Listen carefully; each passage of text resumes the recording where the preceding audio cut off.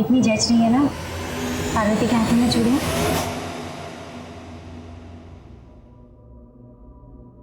वैसे अब इसके बाद क्या होगा? हो गई रस्म। हम लोग कुछ काम कर लेते। चलो फुलवारी।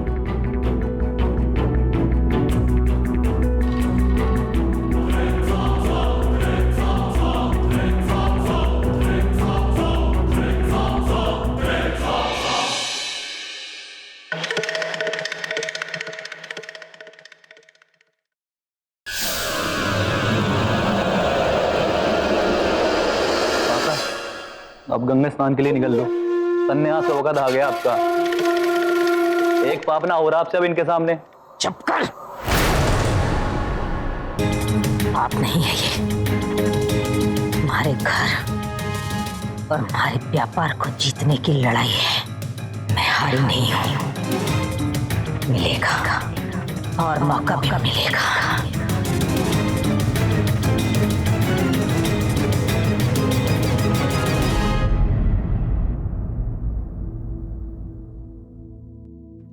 क्यों उतार रही है इन्हें? ये चूड़ियां और इन्हें पहनना दोनों ही बहुत अच्छा लग रहा था ना तुझे?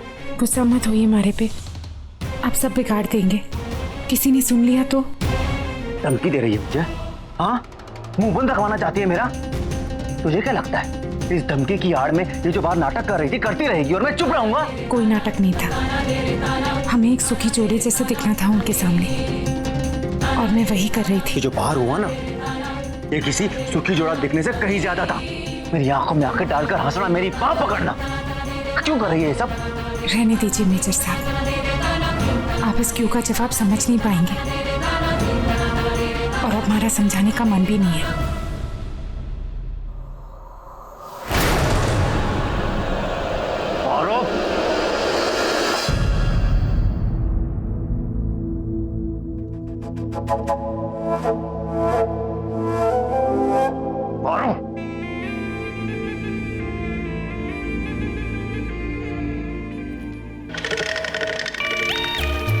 बड़ी गर्मी बढ़ी, अब के मैं जीतूंगी, अब फटेगा ये।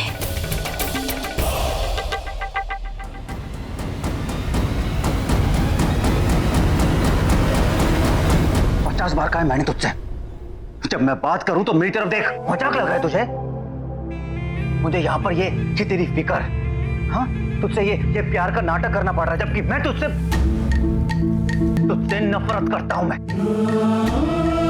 तेरी शक्ल भी नहीं देखना चाहता। एक छत के नीचे तेरे साथ रहने में दम घुटता है मेरा, और तू इस मौके का फायदा उठा रही है। हाँ मेजर साहब, हमारी बात सुन ले। लेकिन हुआ क्या है बताइए तो। आप यही देखने के लिए यहाँ आई हैं, देखिए। बहुत सुन लिया, बहुत देख लिया, बस। अब एक तो तू अपने आप को ये झूठ बोलना बंद कर कि एक बड़ी ही सुखी और आम शादी है, बल्कि तू अच्छे से जानती है कि ये शादी नहीं, तेरी सजा है। अगर मेरी वर्दी दांव पर नहीं लगी होती ना, तो कभी भी ये ब्याह कर मैं पल पल मर नहीं रहा होता। और क्या आपको अंदाजा है कि मैं कैसे हर पल मर रही हूँ, जब मैं आपको ये कहते हुए सुनती हूँ कि आप ये सब सिर्फ अपनी नौकरी के लिए कर रहे हैं?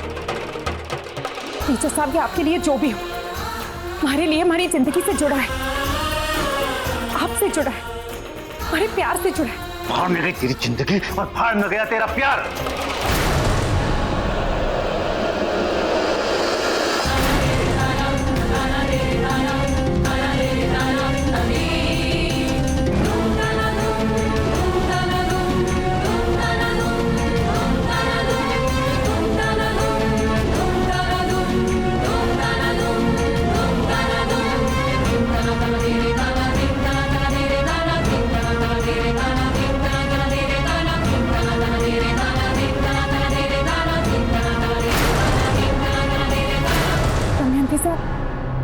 जैसा आपने देखा, जैसा आप समझ रही है, वैसा कुछ नहीं है। बस पार्वती, बस बहुत हो गया।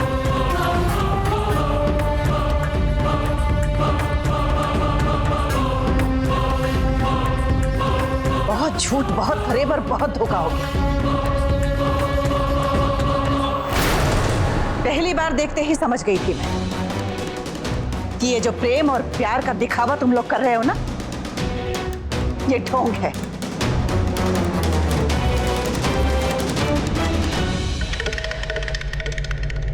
रुद्र प्रताप रणावत, लोगों के चेहरे से मुखौटे नोचकर सच्चाई को सामने लाना आता है मुझे। मर्दों के हाथ देखकर पहचान जाती हूं मैं कि ये हाथ किसी औरत का सर सलाने के लिए उठे हैं या उसके गाल पर थप्पड़ मारने के लिए। गलत है आप। ना तो वो अखबार में छपी तस्वीर इनका हमारे ऊपर जुल्म है, और ना वो जो आज आपने देखा।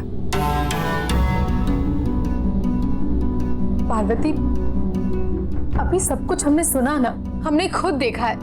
अभी ये कैसे तुम्हें? क्या हमारे को अपनी बात समझाने का एक मौका मिल सकता है? पार्वती बिंदनी, अब रहने भी देना। क्यों और मौसम बिगाड़ रही है? दमयंती जी ने जबान है मेरे पास, तुम्हें अपनी बात समझाने का एक मौका देती। जो भी कहो सच हो, विश्वास करने लायक हो, वरना अभी पलट के वापस चली जाऊंगी और मेजर साहब को अपने लिए नई नौकरी तलाश करनी पड़ेगी।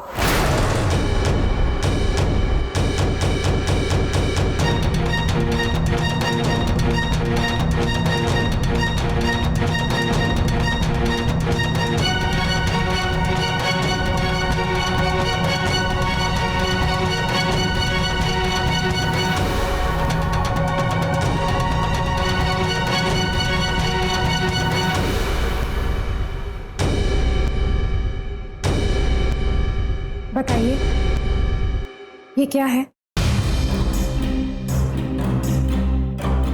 घेरा है और क्या? हमारी नानी का चेहरा बनाया है तूने। घेरा तो है काकी से, लेकिन किस चीज का घेरा? कुछ भी हो सकता है, पूरी, जीरो, कुछ भी। और अरे और क्या?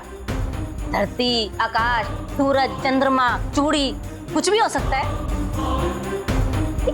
किस तरह की बातें कर रही है पार्वती बिंदनी? पार्वती हमें यह समझाने की कोशिश कर रही है कि हर बात को देखने का सबका अपना अपना नजरिया हो सकता है ना पार्वती? जी दमयंती साहब, मैं जानती हूँ कि आपका अनुभव हमारे से कहीं ज्यादा है। ये भी जानती हूँ कि आपने पूरी दुनिया देखी है, लेकिन मैं सिर्फ अपनी ये जिंदगी जानती हूँ। सिर्फ इतना जानती हूँ कि हमारे लिए क्या सही है और क्या गलत। मैं मानती हूँ दमयंती साहब कि हम उसी को सच मानते हैं जो हमारी आंखें देखती है, लेकिन ये सवाल भी तो उठता है कि कौन देख रहा है, क्या देख रहा है, और जो देख रहा है उसका क्या मतलब निकाल रहा है। जो तस्वीर अखबार में छपी थी, उस तस्वीर को देखकर ऐसा लगता है जैसे मेजर साहब ने हमारे पे जुल्म किया, लेकिन ऐसा कुछ नहीं है, वो गलत है। मैं आज आपको सब सच बता देती हूँ। जब कभी हमारी जिंदगी खतरे में पड़ी है, तब तक मेजर साहब ने अपनी जान खतरे में डालकर हमारी रक्षा की।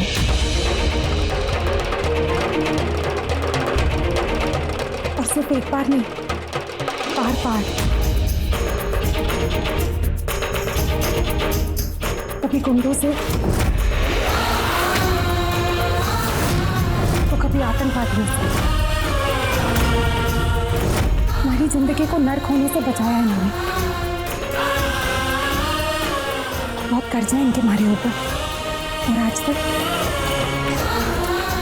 आज तक इन्होंने ये कर्ज कभी जताया नहीं। मैं इनसे प्यार करती हूँ। मैंने खुद इनसे कहा कि मैं इनसे ब्याह करना चाहती हूँ,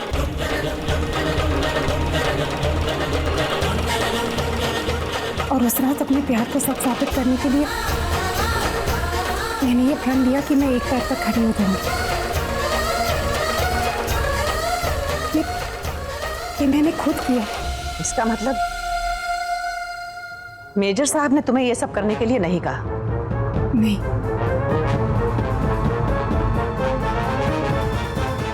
ये हमारे प्यार नहीं करवाया।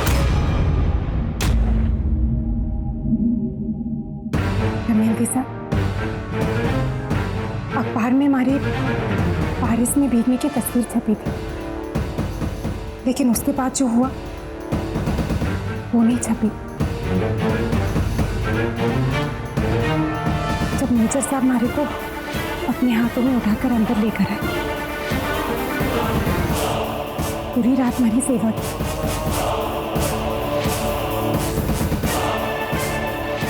और सुबह उठते ही तो सबसे पहला सवाल किया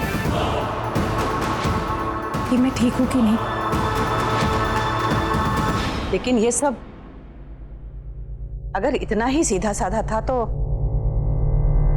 तुम लोगों की शादी इतनी जल्दी में अचानक कैसे हो गई?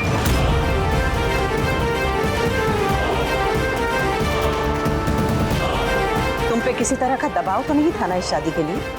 मैंने आपसे कहा ना दमयंती साहब, मैं ये ब्याह खुद करना चाहती थी। और मेजर साहब आप भी इससे शादी करना चाहते थे?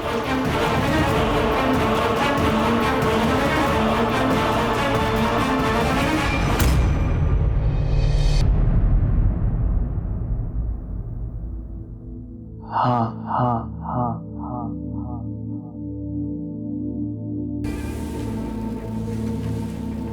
हम पर कोई दबाव नहीं था। मैं मानती हूँ कि ये ब्याह अचानक से हुआ। ये भी मानती हूँ कि ये ब्याह वैसे नहीं हुआ जैसे आम ब्याह होता है। लेकिन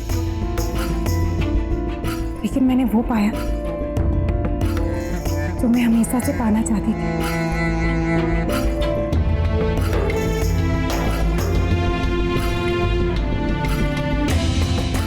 तुम्हारी बात पे विश्वास कर भी लूं पार्वती, लेकिन तुम्हारे पति पर थोड़े तीखे स्वभाव के हैं। इन्हें गुस्सा भी बहुत जल्दी आता है। लेकिन हमारे शिव जी भी तो ऐसे ही हैं। फिर भी हम उनकी पूजा करते हैं, उनमें श्रद्धा रखते हैं, उनसे प्रेम करते हैं,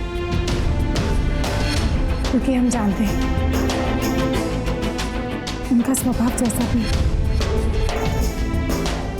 उन्हें प्यार करना आता है।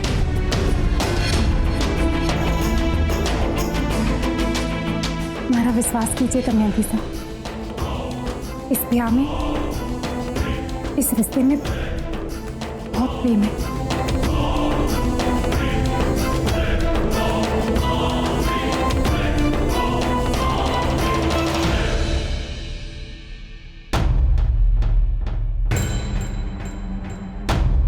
तुम्हारे बीएसडी से तुम्हारे चरित्र का प्रमाण पत्र ले चुकी हूं मैं। तुम्हारे लिए तुम्हारी ड्यूटी से बढ़कर कुछ नहीं। स्वभाव चाहे जैसा हो, लेकिन तुम्हारी शराफत और तुम्हारी निष्ठा पे कोई उंगली नहीं उठा सकता। गलत काम तुम करते नहीं। और ये लड़की जिसे लोग बेचारी कहते हैं, जिसके बारे में ये कहा जाता है कि इसका गलत इस्तेमाल हुआ है, इसे मैंने हौसलों की पक्की और बहुत ही शक्तिशाली पाया है।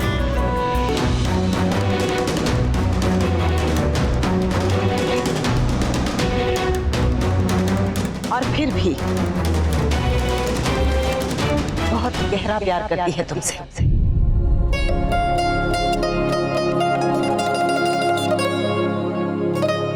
इसके प्यार के एहसास को भले ही आप समझ गए होंगे रुद्र प्रताप राणावत, लेकिन इसके प्यार की गहराई को आप अभी तक नहीं समझे।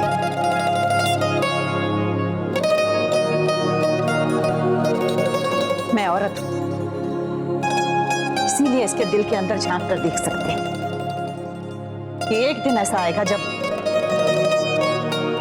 आपको इसके दिल की गहराई पता चलेगी। और तब तक मैं आप दोनों को खुश और शांति से रहने का आशीर्वाद दे सकती हूँ।